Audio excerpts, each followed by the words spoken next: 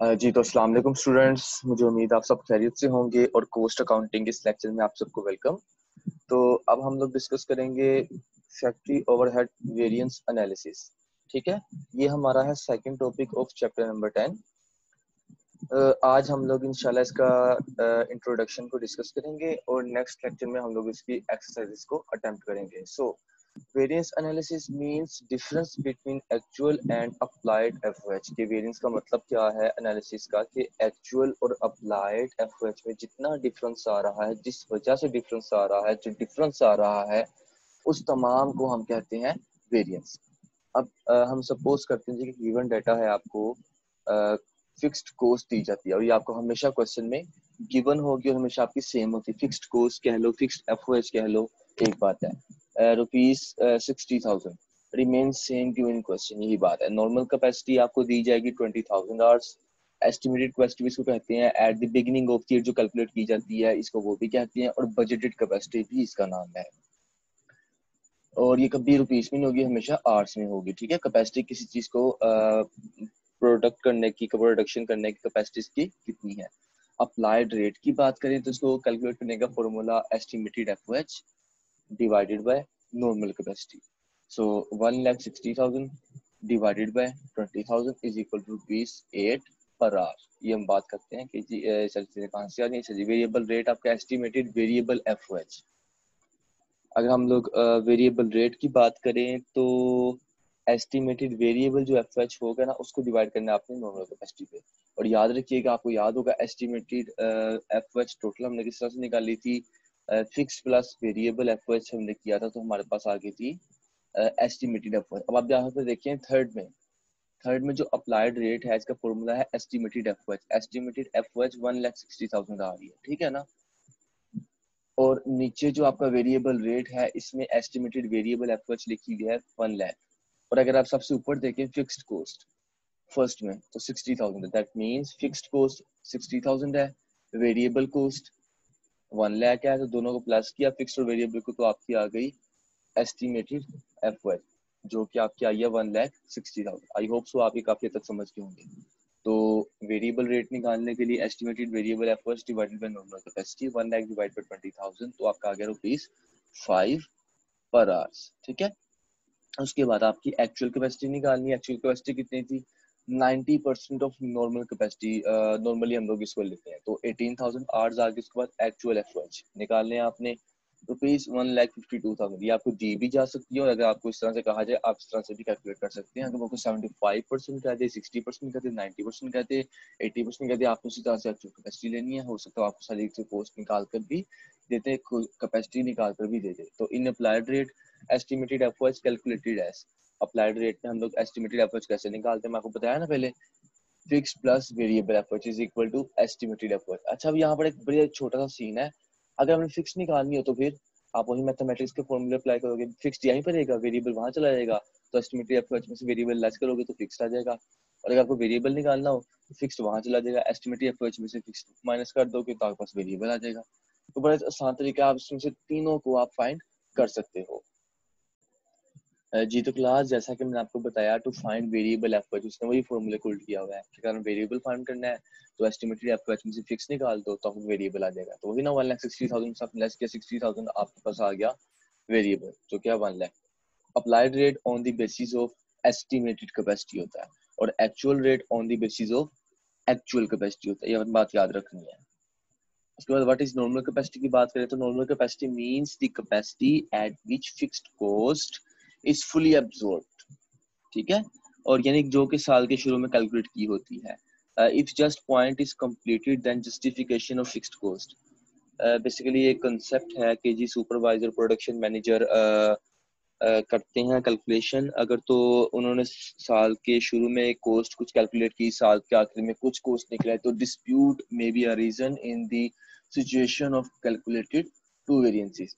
तो इस सिचुएशन में अगर उनकी डिस्प्यूट आ रही है, उनकी लड़ाई है, झगड़े आ रहे हैं, तो उस सूरत में वो लोग फिर जो है कैलकुलेशन करते हैं टू वेरिएंसेस की, कि जो दो वेरिएंसेस आ रहे हैं वो क्यों आ रहे हैं। Level of spending depends upon actual, इससे आपका एक्चुअल पता चलेगा। और level of production depends upon applied, इससे आपका अप्लाइड एफएच का पता चलेगा कि स्पेंडिंग कितनी की थी वो एक्चुअल है और प्रोडक्शन कितनी वो आपकी अप्लाइड प्राइस है, कंपेयर्ड विद एस्टिमेटेड एफर्ट्स। इसको हम लोग एस्टिमेट करते हैं किस सॉरी इसको हम कंपेयर करते हैं इन दोनों को किससे, एस्टिमेटेड एफर्ट्स, जो कि 1,60,000 है। तो देखते हैं आगे हम। देखिए स्टूडेंट्स, जैसे कि हमने बात की कि हम लोग एस्टिमेटेड एफर्ट्स को कंपेयर करेंगे एक्चुअल से और अप्लाइड से, यानी कि इनको फाइंड करने के लिए। तो 1,60,000 आपकी एस्टिमेटेड एफर्ट्स थी। हम लोग इसको करते हैं जी, for estimated capacity which was 20,000 थी आपकी एस्टिमेटेड कैपेसिटी, यानी कि आपकी नॉर्मल कैपेसिटी जो थी वो कितनी थी, 20,000, ठीक है। जबकि एक्चुअल आपकी इनकर्ड होंगे, यानी कि एक्चुअल कैपेसिटी पर, तो यानी 18,000 आपके एक्चुअल कैपेसिटी आ गई, जो कि एक्चुअल है, जिसको कंपेयर करेंगे अप्लाइड से इनके एस्टिमेटेड कैपेसिटी से। 18,000 आपके जी क्या थे, एक्चुअल कैपेसिटी थी। 20,000 आपकी क्या थी, नॉर्मल कैपेसिटी। तो आपको पता आपकी एक्चुअल कम है, नॉर्मल ज्यादा है। तो अगर तो आपकी एक्चुअल कम हो नॉर्मल से, इस कैपेसिटी से, इसका मतलब है आपका वो अनफेवरेबल है। और अगर आपकी एक्चुअल ज्यादा हो नॉर्मल से, तो मतलब आपका वो फेवरेबल है। और एक्चुअल अगर आपकी बराबर हो नॉर्मल कैपेसिटी के, उसका मतलब आपको जो वेरिएंस है वो जीरो शो हो रहा है। And what is the capacity zero shows, ये कंसेप्ट है, क्वेश्चन समझते हैं ये मे बी वो थ्योरेटिकल में पूछ सकते हैं कि वेरियस की जो रीजंस होती हैं वो क्या होती है, actual capacity attend more than normal, कि जो एक्चुअल कैपेसिटी है वो नॉर्मल से ज्यादा है। अच्छा जी, due to spending, may be due to over spending और ड्यू टू सेविंग, ये तीन वजूहत हो सकती हैं वही तीन सूरतों में, कि एक्चुअल और नॉर्मल में जो वेरिएंस आ रहा है वो किस वजह से आ रहा है, वो तीन सूरतों में वैसे आ सकता है। अब जो लेवल ऑफ स्पेंडिंग है वो पैसा बजट से ज्यादा होता है, और लेवल ऑफ प्रोडक्शन जो है वो पैसा बजट से कम होता है। फिक्स्ड कॉस्ट इफ इंक्रीज, अगर तो आपकी फिक्स्ड कॉस्ट इंक्रीज करती है दैट मींस वो फेवरेबल है, और अगर आपकी फिक्स्ड कॉस्ट डिक्रीज करती है दैट मींस वो आपकी अनफेवरेबल है, यानी कि ज्यादा है ये काम, हम लोग उसमें ये फाइंड करते हैं। जी तो क्लास हम जरा इसमें ना एक सैंपल के तौर पर एक सपोज कर लेते हैं डाटा को, और हम लोग समझते हैं जी हमें ये क्वेश्चन को सोल्व करना है, ठीक है। देखिए जी, आपको एक डाटा दिया जाएगा, गिवन डाटा। फिक्स्ड कॉस्ट देखिए आपकी 60,000 है, नॉर्मल कैपेसिटी इसकी 20,000 आवर्स है, ठीक है। और अप्लाइड रेट आपको जी estimated FOH divided by normal capacity 1,60,000 divided by 20,000 आपका ₹8 per hours. Variable rate estimated a variable effort divided by normal capacity 1 lakh divided by 20,000 आपका क्या ₹5 per hour। Actual capacity find करें 90% ऑफ नॉर्मल कैपेसिटी, सो 90% आपने 20,000 का लिया जो कि normal capacity थी आपकी, तो आपका आ गया 18,000 आवर्स। ऐसे आपने एक्चुअल एफर्ट्स देखा ₹1,52,000। और इसके बाद स्टेप आपका होता है जी ओवरऑल वेरिएंस फाइंड करने का, इसे हम कहते हैं जी अंडर और ओवर अप्लाइड भी फाइंड करना होता है हमें इसमें, या अनफेवरेबल और फेवरेबल बैलेंस में फाइंड करना होता है। अच्छा जी, इसमें आपका फॉर्मूला सेम है, बड़ा ही सिंपल है, बस आपने इसको याद रखना है। अप्लाइड एफओएच को आपने ऊपर रखना है और एक्चुअल एफओएच को आपने नीचे रखना है। कुछ बुक्स में एक्चुअल एफओएच को ऊपर रखा है और अप्लाइड एफओएच को नीचे रखा है, जो अब आपको मैं इसको बताता हूँ जी, इसका तरीका बड़ा आसान है। अप्लाइड एफओएच को आपने ऊपर रखा, और अप्लाइड एफओएच निकालने के लिए आपने हमेशा हमेशा आपने अप्लाइड एफओएच निकालने के लिए एक्चुअल कैपेसिटी को मल्टीप्लाई करना है एवरेज रेट से, या एक्चुअल रेट भी आप कह सकते हैं। अच्छा जी, अब एक्चुअल कैपेसिटी से आपने मल्टीप्लाई करना, ये ना हो कि आप लोग इसको मल्टीप्लाई करो नॉर्मल कैपेसिटी से। आपने अप्लाइड एफएच फाइंड करने के लिए एवरेज रेट से मल्टीप्लाई करना है एक्चुअल कैपेसिटी को, यानी कि 18,000 को आपने मल्टीप्लाई किया 8 से, और यहाँ पर 8 जो आपका पड़ा हुआ है जो आपने फाइंड किया है वो आपका है अप्लाइड रेट। अप्लाइड रेट या एवरेज रेट देखें जी, ये एक ही बात है, ठीक है। तो इसको आपने इस तरह से निकाल लिया, आपने अप्लाइड रेट को मल्टीप्लाई किया एक्चुअल कैपेसिटी से, 18,000 मल्टीप्लाइड बाय 8 आपका आ गया 1,44,000। और जबकि आपने एस्टिमेट किया था 1,44,000 साल के शुरू में, और एक्चुअल जिस वक्त हमने साल के आखिर में देखे तो 1,52,000 आ गए थे। इसका मतलब क्या हुआ, जो अप्लाइड है वो एक्चुअल के साथ आपका अनफेवरेबल है, या फिर आपका वो बैलेंस अनफेवरेबल है, तो मतलब आपका 8,000 आ गया, ठीक है। उसके बाद नेक्स्ट हम देखते हैं इसका। अच्छा जी, ओवरऑल वेरिएंस निकालने के बाद आपने इसमें निकालना होता है स्पेंडिंग वेरिएंस और कैपेसिटी वेरिएंस। तो स्पेंडिंग वेरिएंस को हम लोग एस डॉट पी भी कहते हैं, बजटेड वेरिएंस भी कहते हैं, एस्टिमेटेड वेरिएंस भी कहते हैं, और कैपेसिटी वेरिएंस को हम लोग वॉल्यूम वेरिएंस भी कहते हैं, और आइडल कैपेसिटी वेरिएंस भी कहते हैं, और आइडल कैपेसिटी भी कहते हैं। तो स्पेंडिंग वेरिएंस फाइंड करने के लिए ये दोनों आपस में बड़ा रिलेट करें, देखते हैं जी। आपने estimated FOH for capacity attend को ऊपर रखना है और एक्चुअल एफओएच को आपने नीचे रखना है, जबकि कैपेसिटी वेरिएंस फाइंड करने के लिए कैपेसिटी देख रहे हैं ना, अप्लाइड हमने किया हुआ है, अप्लाइड एफओएच को आपने ऊपर रखना है और capacity attend estimated FOH for capacity attend को आपने नीचे रखना है। तो यहाँ पर आपका estimated FOH for capacity attend जो स्पेंडिंग वेरिएंस में है, फॉर्मूला का क्या है, फिक्स्ड प्लस वेरिएबल कॉस्ट। और वेरिएबल कॉस्ट फाइंड करने के लिए variable rate multiplied by actual capacity.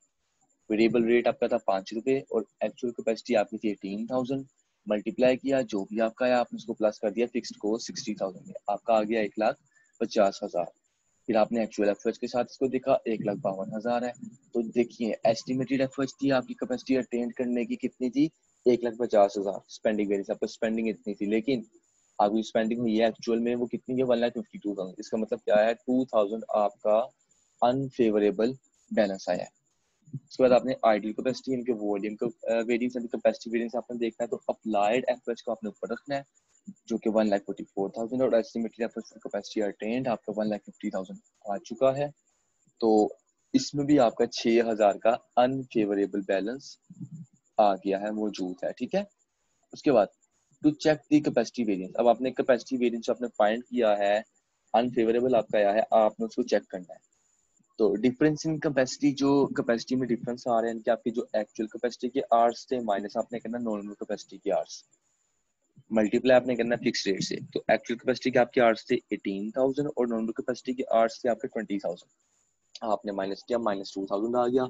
और फिक्स रेट निकालने के लिए आपने फिक्स्ड कॉस्ट को डिवाइड करना है नॉर्मल कैपेसिटी। फर्स्ट हमने ये याद रखना है, नॉर्मल कैपेसिटी सिर्फ आपकी काम आनी है फिक्स रेट निकालने के लिए। Fix rate divided fixed cost divided by normal capacity is equal to fix rate, जो कि आपका आ गया 3, ठीक है। ₹3 को आपने मल्टीप्लाई किया -2,000 से, तो ये आपका आ गया 6,000, जो कि आपका अनफेवरेबल साबित हो गया। उसके बाद बात करें to check the overall variance, आपने ओवरऑल वेरिएंस फाइंड किया है, तो आपने वो चेक करना है कि आपका ओवरऑल वेरिएंस क्या है। तो वो चेक करने के लिए we can check by adding the spending variance and capacity variance. आप कैपेसिटी वेरिएंस और स्पेंडिंग वेरिएंस को ऐड करके ओवरऑल वेरिएंस फाइंड कर सकते हो। उसकी रीजन क्या है, आपने सही रीजन लिखनी है। 2,000 आपका स्पेंडिंग वेरिएंस आया था और अकट due to the over spending of ₹2,000, और 2,000 वो ओवर स्पेंड करने की वजह से आया था। Therefore, unfavorable due to difference in capacity at rate of ₹3 per hour, 6,000 unfavorable capacity variance। कि आपका जो कैपेसिटी वेरिएंस का बैलेंस था वो 6,000 आपको कैसे, यानी कि 2,000 देखो ना आपका ओवर स्पेंडिंग हुई, उसका आपने मल्टीप्लाई किया 3 से, तो 6,000 आपका आ गया, जो कि अनफेवरेबल कैपेसिटी वेरिएंस था। तो इस वजह से हम कहते हैं कि रीजन हमने लिखनी होती है। नोट, जहाँ पर spending variance and capacity variance दोनों इकट्ठे फाइंड करेंगे, तो सिर्फ वहां पर हम ये पॉइंट नंबर 6 को सोल्व करेंगे for the correction checking of overall variance. Basically आप जो चेक कर रहे थे ना ओवरऑल वेरिएंस को और कैपेसिटी वेरिएंस को, आप इससे चेक करो तो आपका करेक्ट आया है या नहीं आया। अच्छा, आपके कुछ की टर्म्स हैं, ये जरा हम देख लेते हैं। बजटेड, नॉर्मल या एस्टिमेटेड कैपेसिटी और वॉल्यूम कैपेसिटी और कैपेसिटी वेरिएंस, ये तमाम चीज़ें आपकी एक ही वर्ड के लिए इस्तेमाल होती हैं, ठीक है। उसके बाद फिक्स्ड रेट है is equal to fixed cost divided by normal capacity. Fixed rate find करने के लिए फिक्स्ड कॉस्ट फाइंड करनी है, तो fixed rate multiplied by normal capacity. देखो ना वही फॉर्मूला, फिक्स्ड रेट को अगर आप ले लेते हो, फिक्स्ड रेट वहीं पर है, नॉर्मल कैपेसिटी आपकी उस तरफ चलेगी और आपकी फिक्स्ड कॉस्ट आ गई। और अगर आपको नॉर्मल कैपेसिटी फाइंड करनी है तो फिक्स्ड कॉस्ट डिवाइड हो जाएगी फिक्स्ड रेट पर, तो आपकी नॉर्मल कैपेसिटी आगे मल्टीप्लाई 100 से आपकी आ जाएगी, है। नॉर्मल कैपेसिटी फाइंड करने के लिए fixed cost divided bye fixed rate, वही बात हुई ना, वो आगे पीछे हो गया, तो आपकी आ जाएगी। और फिक्स्ड रेट फाइंड करना है एक और तरीका, अप्लाइड रेट में से माइनस कर दें वेरिएबल रेट, तो आपका फिर भी फिक्स्ड रेट निकलाता है। तो ये था स्टूडेंट्स आज का आपका कॉस्ट अकाउंटिंग का इंट्रोडक्टरी लेक्चर, जो कि आपका चैप्टर नंबर 10 चैप्टर नंबर 10 का सेकंड टॉपिक था वेरिएंस एनालिसिस का, और उसका हमने अल्हम्दुलिल्लाह अच्छे से डिस्कस कर लिया। आपने इसको इंट्रोडक्शन को अच्छे से देखना है, कोई इसमें प्रॉब्लम हो तो आप मुझसे डिस्कस कर सकते हैं पर्सनली, और कमेंट्स की सूरत में भी इंशाल्लाह मैं आपको जैसे ही देखूंगा उसको आंसर को कर दूंगा। तो तब तक इतना ख्याल रखिएगा। Take care of yourself. अल्लाह हाफिज।